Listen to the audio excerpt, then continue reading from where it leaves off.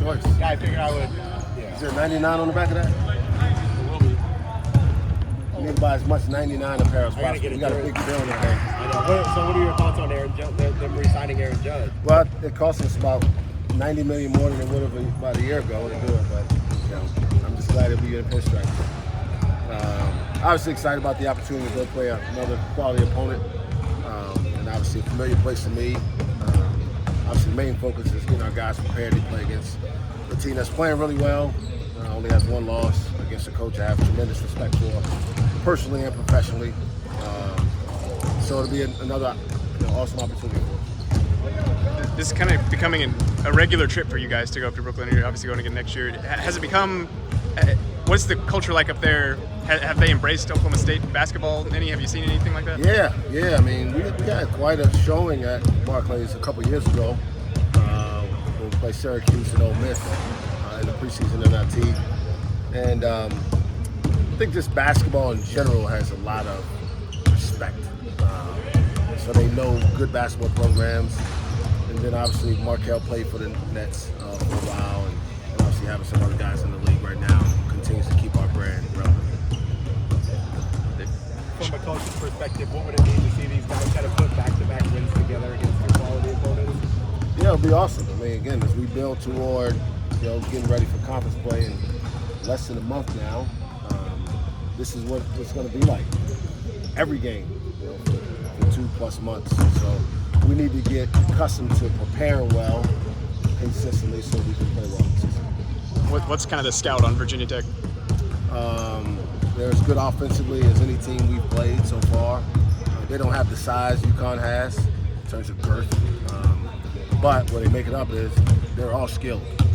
Every player they put out there is capable of making a three, and their bigs are like guards. And so that's a different kind of challenge for us. So we have to be really, really good defensively, but we'll have less pressure we're facing from their defensive perspective as we run our offense. And partly because they don't play that many guys. They play 5 guys. Their starters all play over 30 minutes, and then they have another guy that plays around 20. So they don't want to foul. They kind of bend, don't break on defense. So we got to kind of attack and then try to get to the offensive glass and see if we can pick them in some foul trouble. Sean Padula, he's a local kid. He's gone out there and had a lot of success. What have you seen from his game since scouting him into now? A heck of a player, really good player, and obviously he's playing in a system that's been really beneficial to him. I'm always happy when Oklahoma kids are doing well. I hope he doesn't do well on Sunday, but I pull for him to have a lot of success. He's playing for one of my best friends, and I even told him this when we recruited him. He picked a coach that's going to be really, really good for him personally as he continues to play this game. His recruiting process, he kind of blossomed late, kind of seemed like a tweener and mid-major, high-major type of guy, and he's obviously had a lot of success. What do you remember about his recruiting process? Well, again, it was kind of the pandemic recruitment. Yeah. So it was a difficult one to really not evaluate because you got a chance to watch him, but to have the personal side with, because that was the year we really weren't out that much. But I remember him always being able to shoot well, just figuring out how much he would grow, how his body would develop. But the kid was a hard worker, comes from a tremendous family, played for a terrific high school coach, and I'm not surprised that he's having success, certainly because I know how hard he works and who he's playing for. Speaking of minutes, I think Musa played close to 35 on Tuesday. Avery got close to 30. I think Russ around 30. That was kind of rare last year. Only really Ice did that. Is that kind of new with this team that you're doing?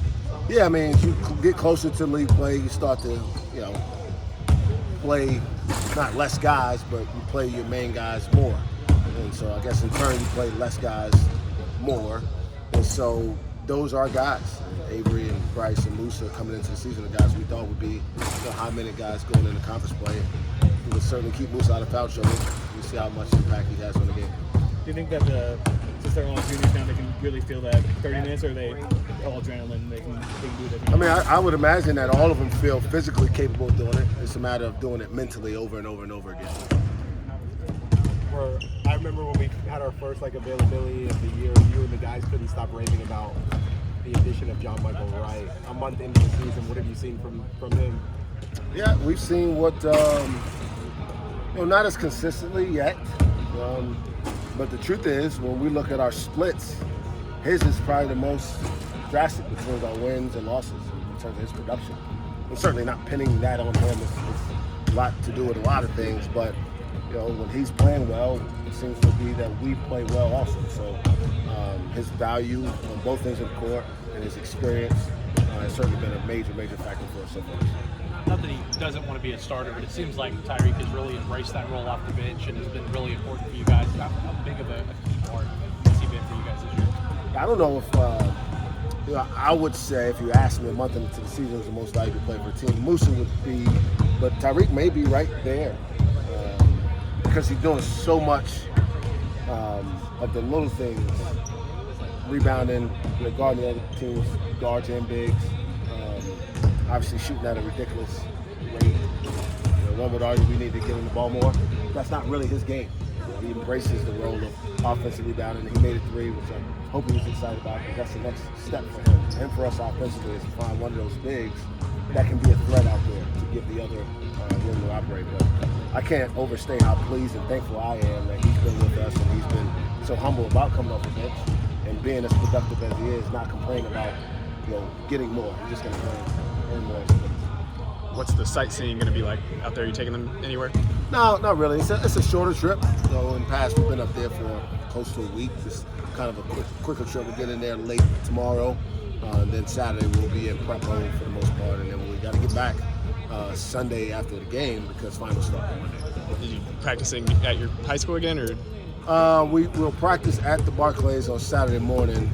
There's actually a game at my high school. So we're trying to still work on that. Caleb said he's not going to Times Square. He's going to stay in his hotel room and play some video games. Yes. That sound on brand for Caleb? Not right. Probably not. But, I'm sure he doesn't know the next time he's going to New York City. So I would imagine he'll try to take advantage of whatever downtime he does. And I always tell him, be smart. It gets dark early, right? It's the holidays, and be careful. What's it like to coach against one of your best friends? Can that be an advantage?